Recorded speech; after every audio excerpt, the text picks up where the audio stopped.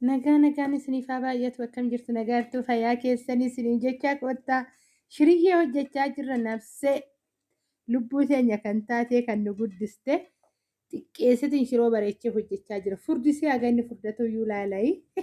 Shiroo qallaan jaaladhu ijaa ta'e fuyyuun isiniin jedhaa. Kana fakkaata shirooyi.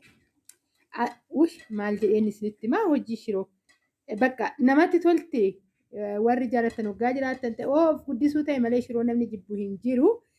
Daffitee kun kana taateetu jirti isiniin jedhaa furdiseetiin hojjedhee ilaala akkatti ishiin qabame mamma isaan keessaa baasee isinitti argisiisa uummata keenya akkatti ishiin bareeddu jechuudha. Egaa ka haala kanaan shiroo hojjedhee rakkootaa nyaata hundi keessanuu ka shiroo caale maal barbaaddan biyya kanatti foon ikkoo waratii hoggaa nyaatan namatti mi'aayyuu shiruma nyaannan isiniin jedhaa.